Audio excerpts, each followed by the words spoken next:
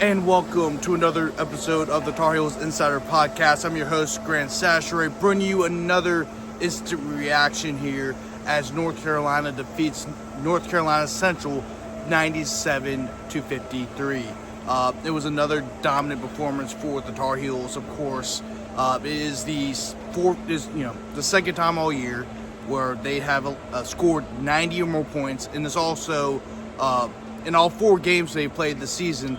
The Tar Heels have scored at least 80 points. So another strong offensive output for the Tar Heels. For the game, they shot 54.5% from the field and 39.3% from three. From the free throw line, much better shooting night, 74.3%, as they made 26 of their 35 free throw attempts. In the last game, they made about 62-63. So, that's a 10-11 percentage point swing right there. Caleb Wilson and Henry Vassar both went for double-doubles. Caleb Wilson had 21 points, 13 rebounds. Henry Vassar, 12 points and 11 rebounds. And they also combined for 9 blocks. Henry Vassar had 5, Caleb Wilson had 4.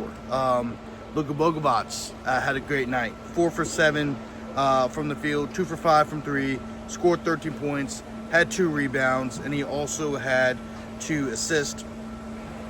And so it was a strong overall shooting night for the Tar Heels. And actually, if you really think about it, the first half was considered a slow start. And the reason why it was considered a slow start is because, the game was close for a good little bit. It was a 6-point game, right? It got a little bit close, a little bit past midway through the first half. And it wasn't because the Tar Heels weren't making their baskets. They were turning the ball over. In the first half, they had 10 turnovers.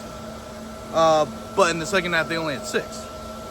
It wasn't a very strong performance for the Tar Heels in the first half.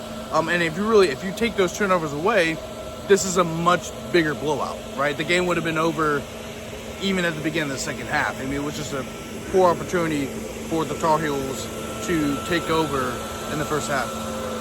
And in the second half, things changed, right? They didn't turn the ball over, and if you look at their shooting percentages, they got higher. They're 53%. They shot 53.3% from the field, 47.1% from 3. So the percentage points decreased from the field, but if you look at the 3-point percentage, it increased, and that's what you need to see from this group, because there's a lot of talented shooters on this team. They just need to shoot and make the shots, right? And it wasn't like they were taking bad shots. They just needed the ball, and they're starting to get falling, right? Luka is playing a little bit more comfortably. Derek Dixon, it seems like he's going to get a little bit more comfortable as the season goes on. Like I said, he's unlike Caleb, where he kind of fits right in. It's going to take a little bit longer for a guy like Derek Dixon to get to fall in. But I think once the season gets going, I think he'll get more comfortable, and you'll start to see those shots fall. He's a 3-point shooter as well, very effective 3-point shooter. But I think going off of offense, but let's go into defense, because I think really that's where the story lies. So Gage Lattimore came in this game averaging 24 points per game.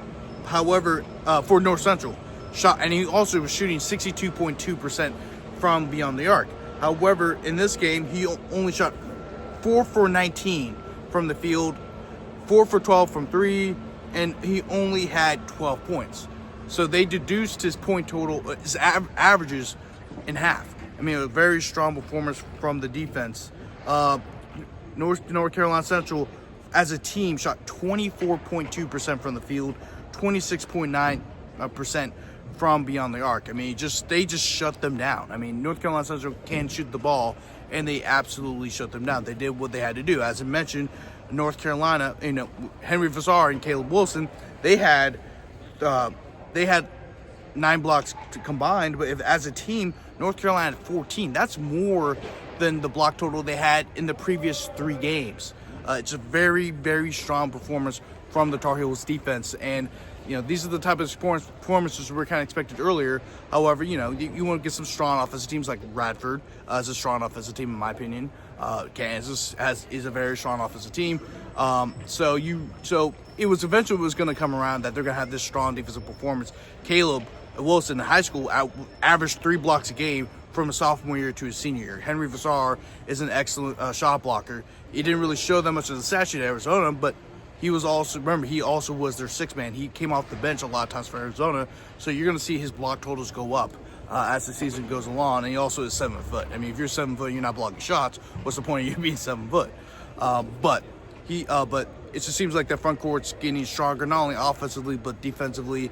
The high-low game has been fantastic to see. You know, Henry Vassar threw a nice lob pass to Caleb during the game. I mean, there's a lot of cohesion between those two, and also Jaren Stevenson as well. Jaren Stevenson, you know, you can look at the stat sheet, you can see, well, he only had 5 points and 3 rebounds.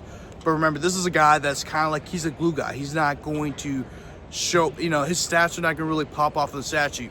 But what you can see is, oh, when this guy's in, the defense gets better. Oh, hey, when he's on the offense side of the ball, the offense gets better. That's the type of guy you need to have in your team. That's Jaren Stevenson. That's what he's here for. He is, I'm probably to put this in probably best perspective, Tony Allen. For people who not very familiar with Tony Allen was one of the better defensive players in the league. He spent a lot of time with the Celtics. He also spent a lot of time with the Grizzlies. That's really where he's got enough for his defense. His stats never popped off in the stat sheet, but he was always recognized as one of the top defenders in the game. He was first team all defense, I believe, a couple times in the NBA. Wasn't a great scorer, but you knew he was going to lock the opponent down on defense.